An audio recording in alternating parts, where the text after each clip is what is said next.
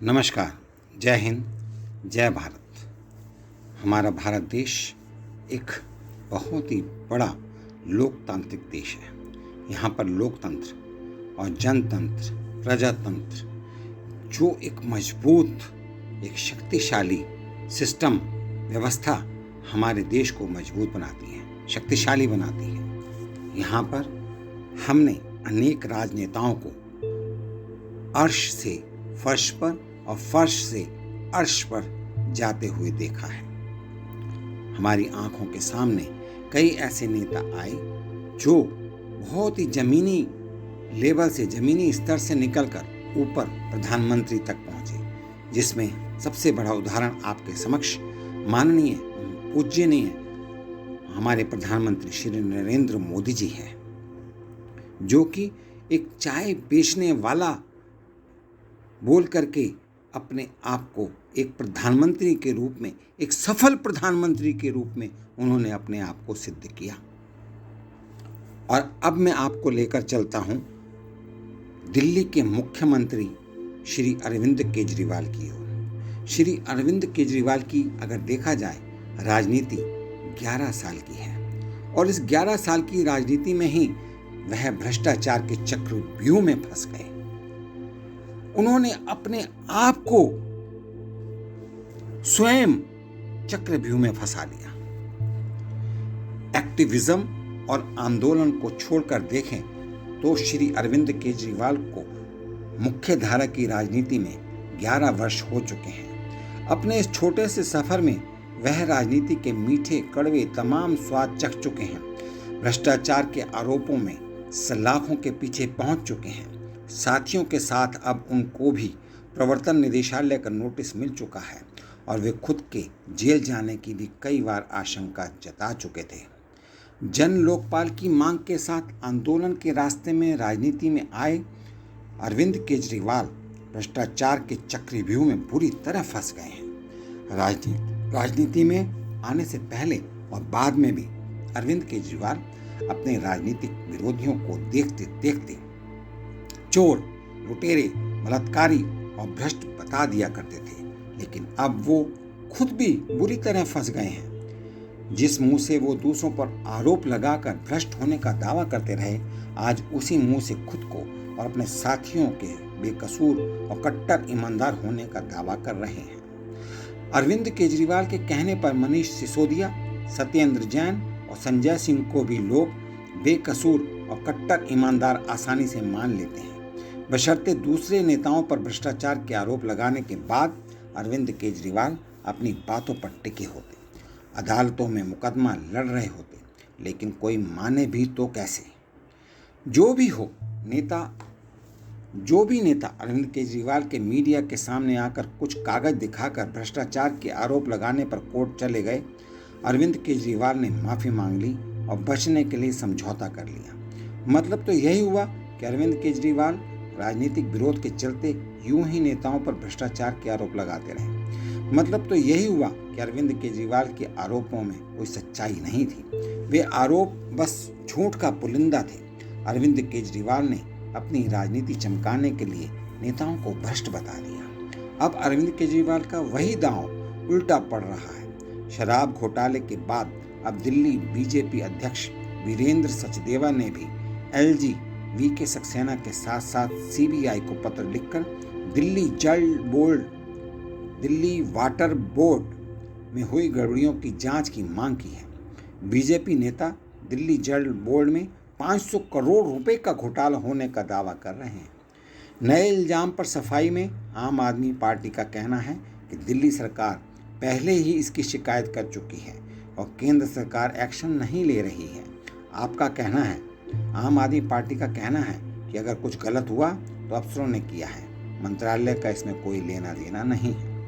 अरविंद केजरीवाल आज एक ऐसे मोड़ पर खड़े नजर आ रहे हैं जब उनके कई साथी जेल में हैं और वह खुद भी भ्रष्टाचार के आरोपों के घेरे में आ चुके हैं। आगे की लड़ाई लंबी है और काफ़ी मुश्किल भरी भी है। भ्रष्टाचार पर घिरे केजरीवाल की सफाई नाकाफ़ी है और उनको अपनी ईमानदारी का सबूत, अपने ईमानदार होने के प्रूफ देने पड़ेंगे। दिनांक 26 नवंबर सन 2023 को आम आदमी पार्टी की स्थापना दिवस के मौके पर अरविंद केजरीवाल ने कहा है, 11 साल पूरे में जनता ने हमें बहुत प्यार दिया है। लोगों के आशीर्वाद और कार्यकर्ताओं की कड़ी मेहनत से 2 राज्यों में हमारी सरकारें बनी और 2 अन्य राज्यों में विधायक बने। आज देश के हर कोने में आम आदमी पार्टी की चर्चा हो रही है।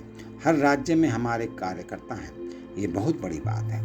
यह शब्द थे अरविंद केजरीवाल जी के। बिल्कुल, बात में दम है। अरविंद केजरीवाल के हिस्से में आई ये उपलब्धि कोई मामूली नहीं है, लेकिन कामयाबी की तस्वीर का दूसरा पहलू काफी धुंधला है। अरविंद केजरीवाल जी कहते हैं, आंदोलन के समय रामलीला मैदान में लोग हमसे पूछते थे कि आप लोग आगे चलकर भ्रष्ट तो नहीं होंगे, इस बात की क्या गारंटी है। अरविंद केजरीवाल ने जिस बात का जिक्र किया है वो सवाल अब भी लोगों के मन में है। उन लोगों के मन में ही है जो अरविंद केजरीवाल की राजनीति से पूरी तरह नाउम्मीद हो चुके हैं, और उनके मन में भी जिनके मन में थोड़ी बहुत उम्मीद बची हुई है। आज भी अरविंद केजरीवाल के प्रति कई लोगों के अंदर उम्मीद बची हुई है। भ्रष्टाचार की बात पर अरविंद केजरीवाल ने जो कुछ कहा है उसे विक्टिम कार्ड खेलना ही कहा जाएगा। जैसे अभी बीजेपी के नेता अरविंद केजरीवाल पर भ्रष्टाचार के आरोप लगा रहे हैं, जैसे पहले अरविंद केजरीवाल दूसरों पर लगाया करते थे। उसमें क्या फर्क है? उसमें कोई फर्क नहीं है। पहले अरविंद केजरीवाल दूसरों पर भ्रष्ट होने का आरोप लगाते थे, अभी बाकी के नेता, दूसरे नेता, बीजेपी के नेता अरविंद केजरीवाल पर भ्रष्ट होने का आरोप लगा रहे हैं। जिन लोगों ने भ्रष्टाचार को लेकर अरविंद केजरीवाल से रामलीला मैदान के आंदोलन के समय में दौरान में सवाल पूछे थे, आखिर उनको अरविंद केजरीवाल क्या समझाने की कोशिश कर रहे हैं? कह रहे हैं, आज मैं कहना चाहूँगा कि पिछले 11 साल में जितना आम आदमी पार्टी को टारगेट किया गया है, भारत के इतिहास में किसी और राजनीतिक पार्टी को इतना टारगेट नहीं किया गया। साल में हम पर 250 से ज़्यादा फर्जी केस किए गए। ED, CBI, IT, Delhi police जैसे सभी एजेंसियों को हमारे पीछे छोड़ दिया गया, लेकिन आज तक एक भी सबूत, एक पैसे की हेराफेरी नहीं मिली। हमारी ईमानदारी का सबसे बड़ा सर्टिफिकेट यही है। अरविंद केजरीवाल ने अपनी तरफ से आम आदमी पार्टी कार्यकर्ताओं की हर संभव हौसला अफजाई भी की है, उनका उत्साह बढ़ाया है। हमारे विरोधी भी मानते हैं कि आम आदमी पार्टी ने देश की राजनीति बदल दी है।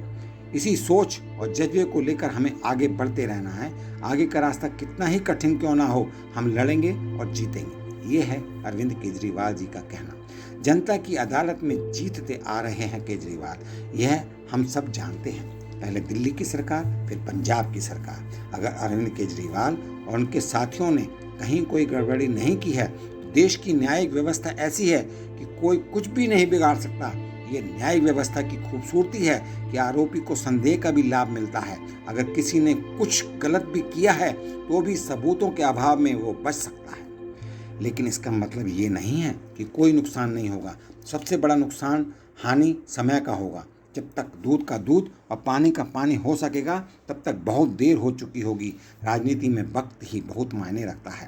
कानूनी पचड़े में बुरी तरह उलझे अरविंद केजरीवाल के लिए अब भी लोगों का सपोर्ट, लोगों की सहानुभूति अब भी उनके लिए बहुत बड़ी बात है, सबसे बड़ी चीज़ है, और उनका आशीर्वाद भी उनके साथ है। ये ठीक है कि कभी उनके बेहद करीबी साथी रहे कुमार विश्वास उनको घेरने का कोई मौका नहीं छोड़ते, लेकिन ये भी नहीं भूलना चाहिए कि जब कपिल मिश्रा ने अरविंद केजरीवाल पर 2 करोड़ रुपए की रिश्वत लेने का आरोप लगाया था तो कुमार विश्वास को भी यकीन नहीं हुआ था, और योगेंद्र यादव को भी यकीन नहीं हुआ था। योगेंद्र यादव को तो पहले ही बाहर का रास्ता दिखा दिया गया, तब कुमार विश्वास भी दूरी बना चुके थे। ये भी सही है कि बीजेपी और कांग्रेस दोनों ने अपनी तरफ से कोई कसर बाकी नहीं रखी, लेकिन दिल्ली में केजरीवाल के वोटर पर कोई असर नहीं पड़ा है। दिल्ली चुनाव और पंजाब में भी केजरीवाल को भ्रष्ट और आतंकवादियों से रिश्ता रखने वाला नेता साबित करने की पूरी कोशिश हुई है और हो रही है, लेकिन लोगों ने भरपूर वोट दिए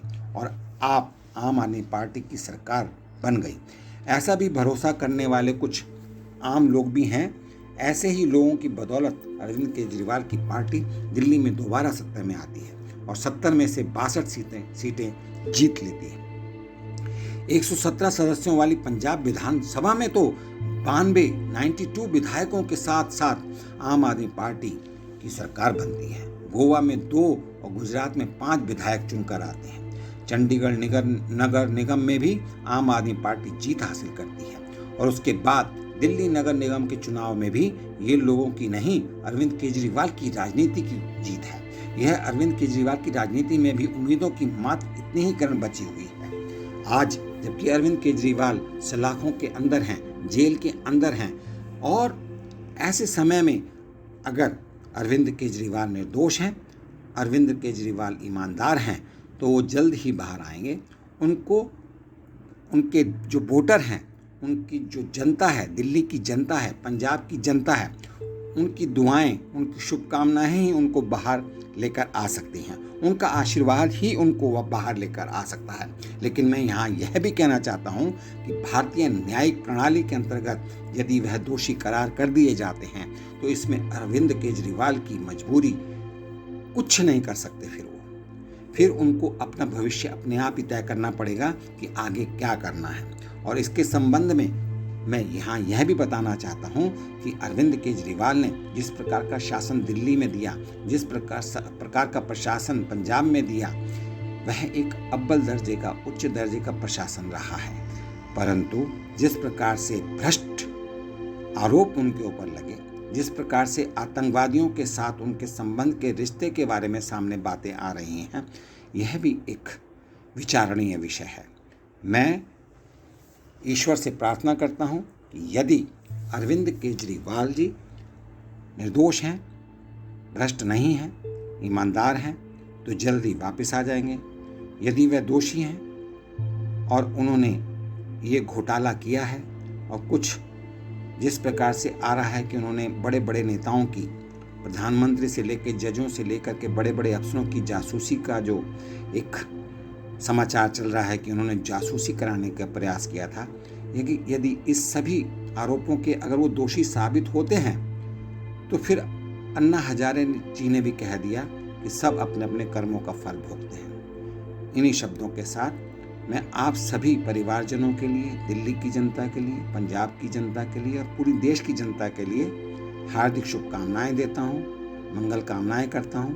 आप सभी सुखी, संपन्न और स्वस्थ रहें, आपको किसी प्रकार का कोई कष्ट ना हो, और आने वाला समय चाहे वो अरविंद केजरीवाल के शासन के रूप में आए, चाहे वो भारतीय जनता पार्टी, माननीय प्रधानमंत्री नरेंद्र मोदी जी के शासन के अंतर्गत में जो भी शासन आए, उस सब का सुख हमारी भारत देश को की जनता को मिले। इन्हीं शुभकामनाओं के साथ मैं आपसे विदा लेना चाहता हूँ। बहुत बहुत धन्यवाद। नमस्कार। जय हिंद, जय भारत।